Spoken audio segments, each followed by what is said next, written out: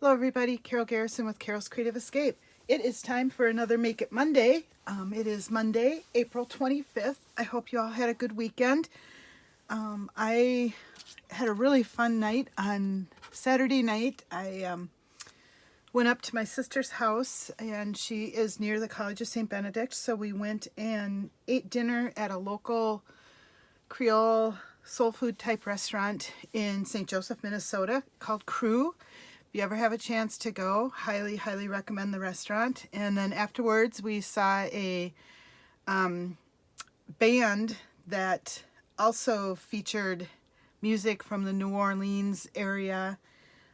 It was Terrence Simeon and the Zydeco Experience, and absolutely phenomenal performance. They had two guys playing trombone and tenor sax. I've never seen such talent. It was really a lot of fun to be there and kind of make a whole night of the theme with the New Orleans Creole soul food and music and everything. So very nice. And Sunday we were able to go down and visit Joe and Jose CCC, and then they adopted a new little golden retriever puppy yesterday actually. So we were able to meet Cleo today as well. Oh, she's so cute. Makes me want to have one. But then she started doing the puppy things, and I think I'm okay with the adult-sized dogs that I usually adopt. Very cute, but they can deal with it. I think I'm not home enough right now to even try to think about taking on a puppy. So anyhow, that was my weekend. I hope yours was good as well. This video is coming to you pre-recorded, and hopefully this is going to be the last one for a while that I need to do this with, because I really do miss being live with everyone. But I am very excited to share with you another card layout that I received as part of a card swap. One of the fun things about being a demonstrator is we have lots of opportunities to participate in these card swaps. And one of the reasons I like doing them is I get ideas from other people, and the layout ideas are just, the talent in this group that I'm in is just amazing. And so it's fun to see what people come up with, and then how do I make it my own, you know, just little things like that. So it's one of the fun things that I enjoy, but it also gives me great card layouts to share with you guys as well on these live videos. So let me go ahead and start by showing you this card. This card was made by Kelly Burkhart, and she always does really nice works. A while back we had done a window pane, so we had kind of 3 window panes that we are working with, and today's card is just 2 window panes, but again it's one that folds up, slips under so that it is freestanding, and it'll look like that from the front, but it's freestanding so it can stand out on display. And that's kind of fun because we put a lot of work into our cards, so it's nice when we can create a piece that they can display as well and continue to enjoy beyond the moment that they receive it. So this is the card that I'm going to share with you today. I've got a couple different examples, and then I will jump in and show you how to make it. One of the things that I really like about this card is that it's easy to make. Even though it looks like it could be a little more challenging, they really do go together fast. So here's one that I made using that gorgeous, oops, that's backwards, Flowering Fields Designer Series paper.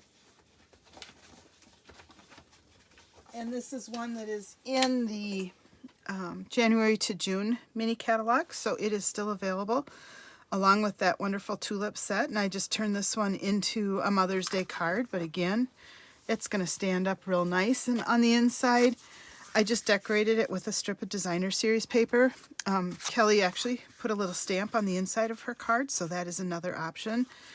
I'm trying harder to decorate the inside of my cards. I used to do that a lot, and then I kind of got away from it. And so hopefully you're going to start seeing more of that from me, because I like the look that that gives. And then I'm trying to make more masculine cards as I make my cards, because I've been running really short in that area when I've needed birthday cards. So here's one that I made. I just love these palm trees, and I honestly haven't used it a whole lot, but it's kind of an ocean scene. And funny thing is, I wasn't sure how I was going to use birds, and then I got a little bit of my ink from when I was working on my son down here. That, oh, it's going to have birds, and there's going to be some there. That helped covered up my ink spot. I'm guessing maybe you've experienced that once or twice. I know I do that on a pretty regular basis when I'm making my cards. So again, it will stand up on its own, and on the inside I just wishing you a warm and beachy kind of day with the happy birthday greeting on the front. So that is the third card that I have to share with you, and then we're going to jump in and just start learning how to make this card. I am featuring today the Waves of Inspiration stamp set along with the coordinating dies, waves dies, and these were available along with some other limited products in the month of April,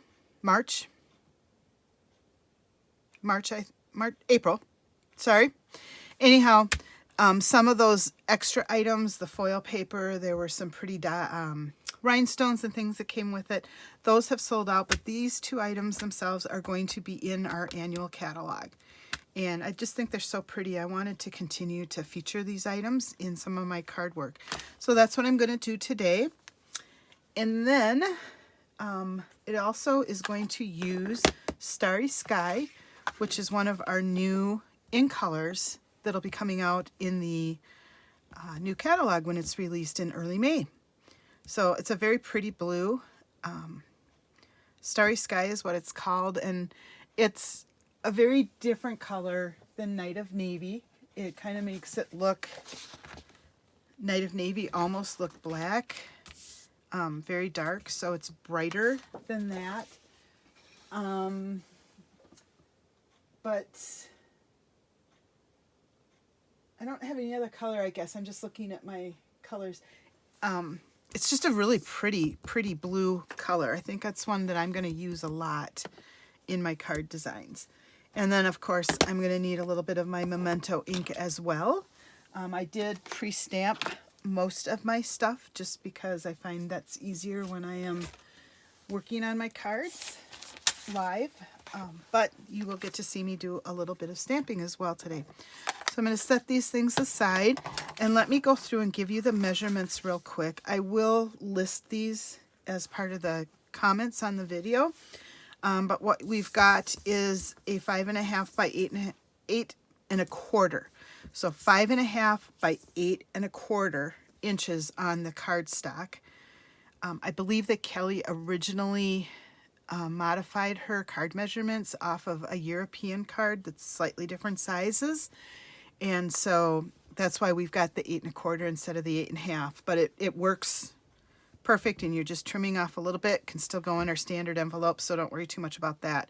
So anyhow, we're going to score at the 5/8, 2 3/8, and then 4 1/8 to get that center theme.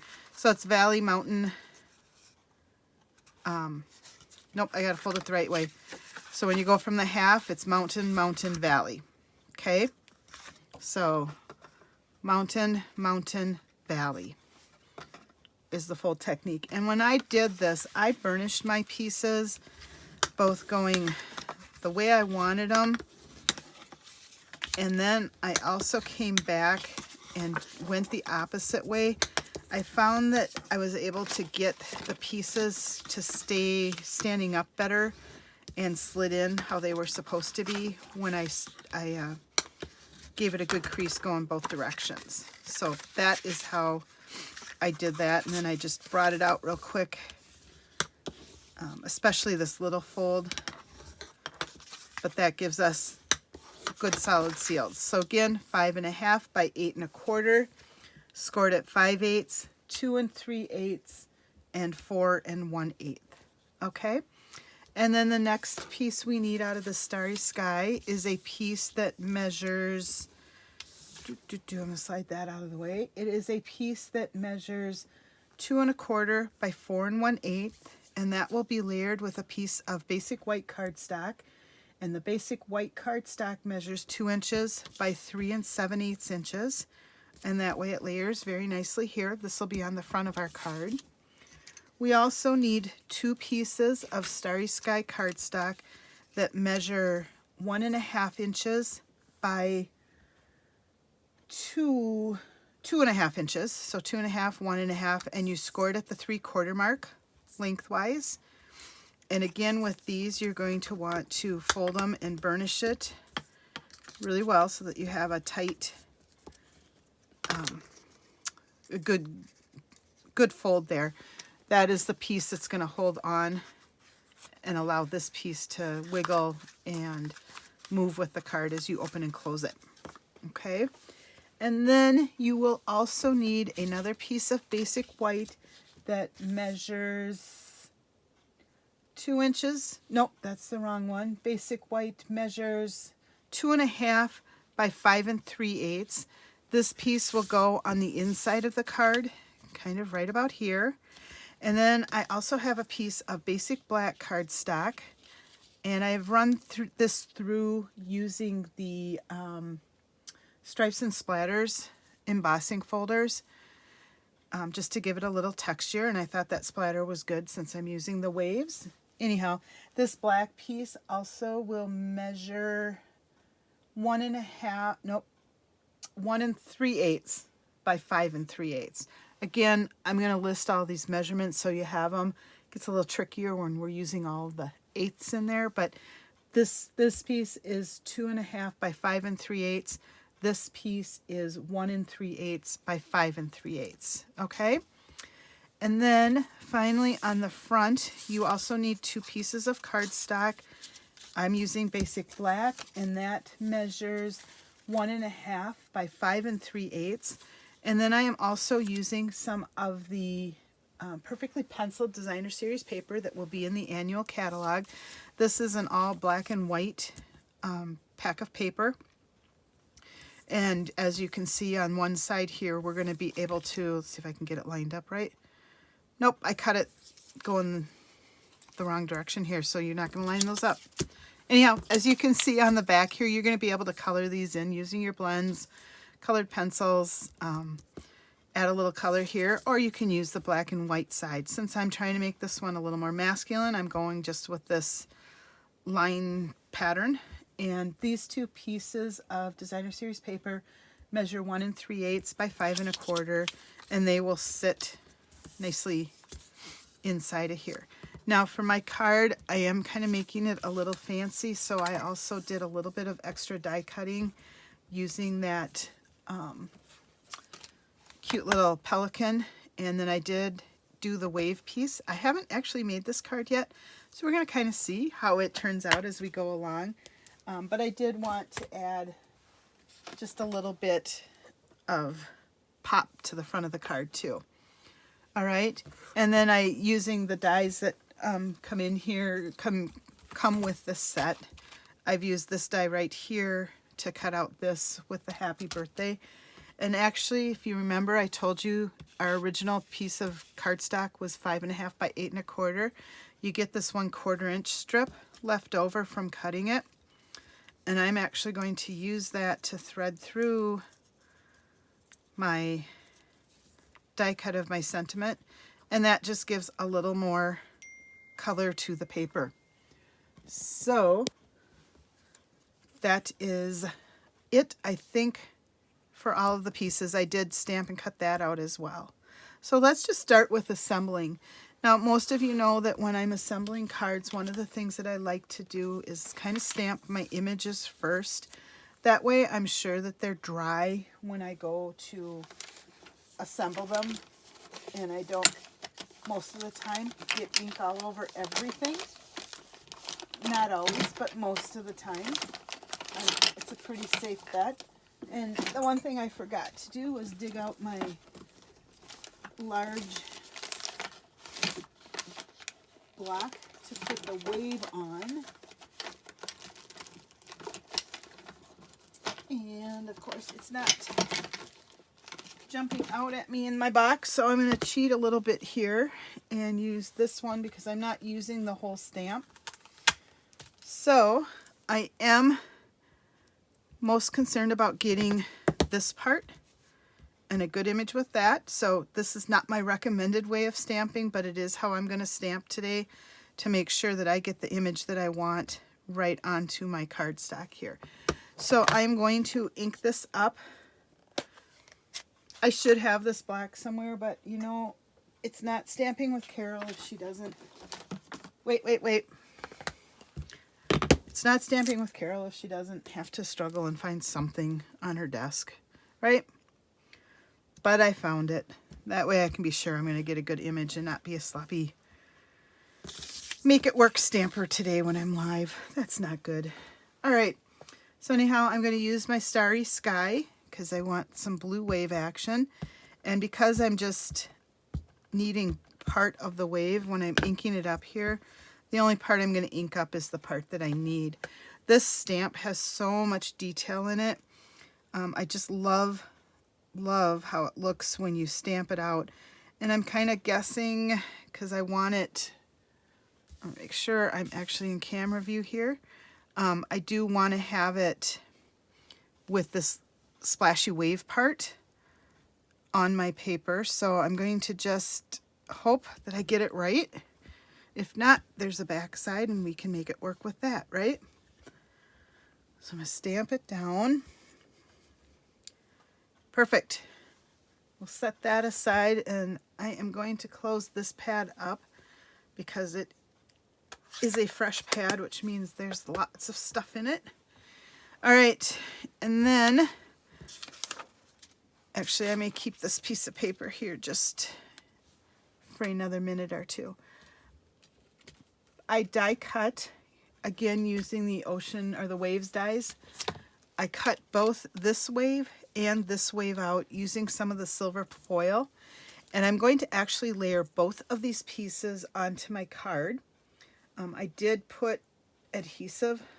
I actually remembered to put the adhesive even on the back of the card or the foil paper so that when I ran it through the die cut machine, it would pick it up. What's nice about these wave dies is they actually will layer quite nicely to give more depth to your wave. And I think I'm going to put, I'm going to put this one on first. All right, so to do this, I did put the adhesive on the back and I just need to peel it off. You can see it actually is starting to come off here, so I'm going to use that as my starting point. And all I have to do is peel that backing off, and then I've got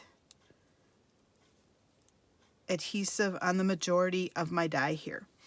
It didn't go clear to the edge, and that is okay because with this particular die, again, I'm using the parts that hit the wave, and I'll be trimming off some of the extra. And I have a feeling that part is one of the pieces that didn't get any adhesive, so that is fine. So I'm going to adhere that, and then let me just trim off right there,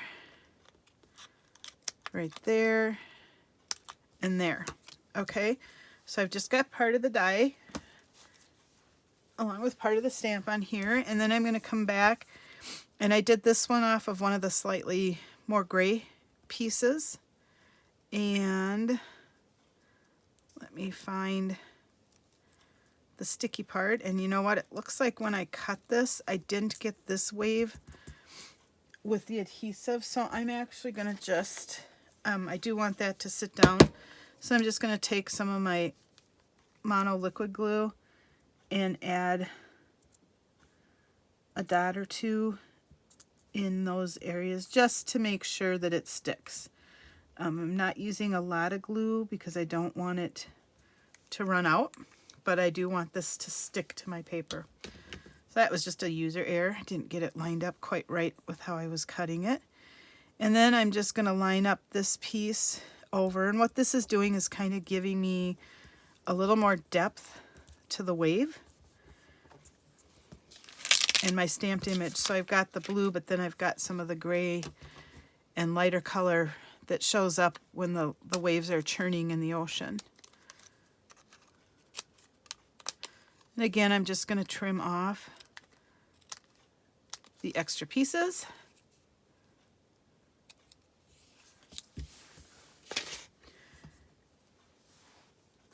And our waves are done.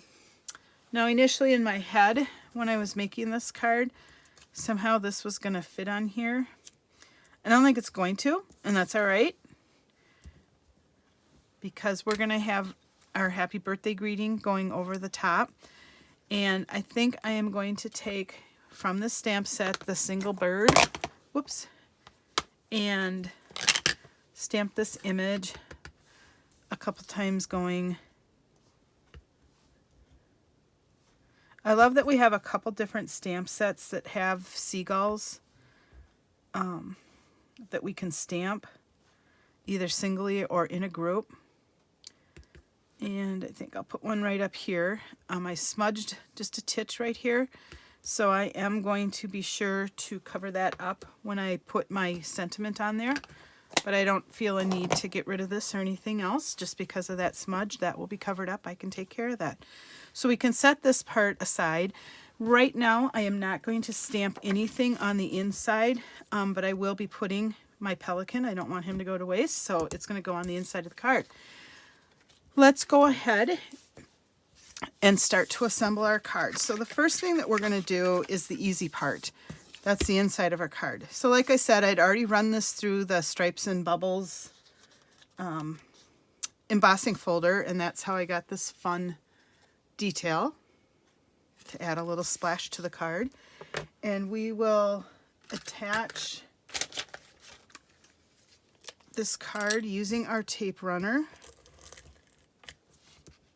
And remember, light pressure, kind of a quick check to lift off, and you tend not to get problems in with the adhesive gumming up there. And oh, you know what? This is a goof. I don't want to tape this down, and I don't want this tape here. And the reason for that is going to become very clear. So hang on one second, folks. I am going to recut that piece. That'll take just 1 second. I knew I was going to do that because part of my notes were make sure you do not put adhesive on both sides.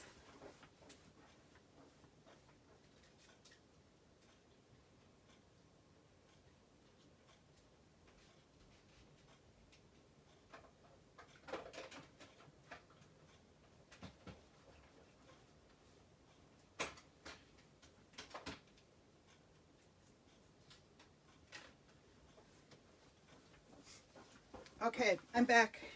This is part of the fun of going live, is you get to see all of the mistakes I make along the way. So then the next thing that we're going to do, what you do not want to do is attach this piece with adhesive. You actually want to use your dimensionals. And I am pulling out my black dimensionals since it's going on black paper and onto a darker colored paper here. It is perfect for black dimensionals. So normally I'm not super generous because I don't think we need to be to get things to stick. But because of how this is being used on the card, it's going to have a lot of pressure put on it that it wouldn't normally have if I was just raising something up. But it's actually kind of the stopper for the angle when we open the card up. I am going to put 6 dimensionals onto my card. So one thing nice about these basic black dimensionals is they don't really show up either on the cardstock here, but when I attach it to my card, they're not going to show up in the same way that white ones would have. So now that I've got dimensionals not adhesive on here, you're going to set it down with just basically an 1/8 inch border all the way around. And then just press it down. So you can see with the dimensionals, you can sort of see them, but it's more of a shadow. You don't get the white showing through on the raised portion either. So that's something to remember. If you don't have those, they're a handy tool to have. Okay, and then the next thing that we're going to do, this one you do want to put adhesive on. And that's just going to go in. And again, you want to try to keep kind of an 1/8 of an inch border. And that'll go down like that. And then basically that'll slide under that flap. And that's why we only wanted the dimensionals here. And that's what sort of holds that card in place. Okay, so our inside is done except for sticking on our cute little pelican. And see, I was not gentle and I didn't do the right lift off. And we'll stick the pelican on the inside, and now the inside of my card is decorated. Okay, and maybe, just maybe, as long as I've got this out with my ink, maybe we'll just add a couple, shoot, picked up an edge there. See, I try to get fancy and look what happens. Let me clean this off. Oops. Okay, we'll try this again. We'll just pretend that didn't happen there because I'm not going to be able to fix that right now. All right, so we'll add just a few seagulls and we're good to go on the inside of our card. So next, let's start assembling the outside of the card. And I find this next step easier to do if you lay this card out flat, the front of it facing up to you. You're going to take these two pieces, and like I said, these are the mechanisms that help this piece of the card move back and forth without interfering with the fold in it. So what we're going to do is take our adhesive and run it along the strip here, just on one side. And you're going to put this almost to the score line, pretty much centered here. It doesn't have to be perfect because we can handle that when we add the front of the card on here, but almost to the score line. So you're going to butt up score line to score line, and it will open up like this. And you'll repeat that process on this side of the card as well. And again, lay it out however it's easiest for you. This is just going to go just below our score line, and it's adhered down, but you can see that you can still fold that card there. Then the next piece that we're going to assemble, we can set that aside for just a moment or two, are these two pieces, and this part's pretty straightforward. You're going to add adhesive to your designer series paper, center it onto these black strips,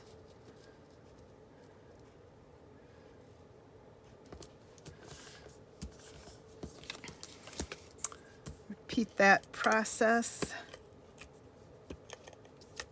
I really like this color with the black paper. I think it's pretty. When I was much younger, I had a wool skirt that had a black and blue plaid. Kind of reminds me of that a little bit.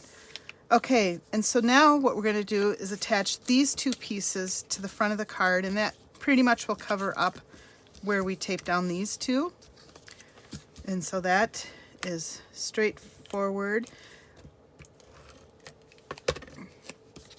And again, this will just be centered into that space, roughly an 1/8 of an inch border.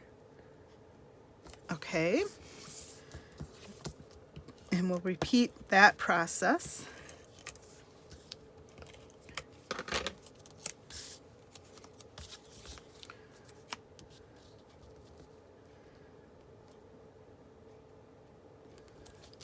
All right, so now we've got our card looking like this, and all that's left to do is attach our finished layer here.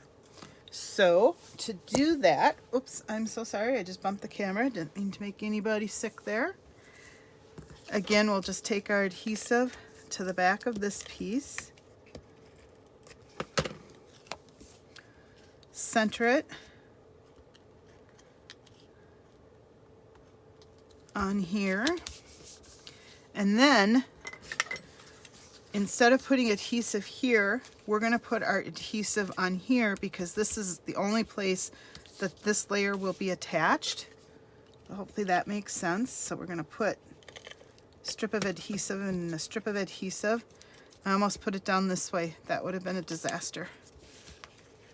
That would have required some rework, wouldn't it? All right, and then I am just going to center this on top and press it down, because now it is sticking to those flaps that we made. And as you can see, it goes right into that standing position. So how easy is that? One last piece to finish this off. Like I said, I die cut the happy birthday greeting from this stamp set right here, and I used one of the dies from the die set to get this. This strip is the 1/4 inch that I cut off to make my card base 8 1/4 inches instead of 8 1/2. And I am just going to actually put a teeny bit of tape on the back side here. I'm going to run it through and kind of center my sentiment on here, because I know I'm going to do a little bit of trimming and I don't want to be off too much on either side. I'll press it down so that it's being held in place with that little bit of adhesive. And then this is going to go here, and so I'm just going to have it hang over just a titch, whatever that means. And I'll snip off that. I guess that in my world is a titch. And then this I'm going to pop up onto dimensionals as well. And because this is a narrower, I'm going to grab my mini dimensionals and line them up like that.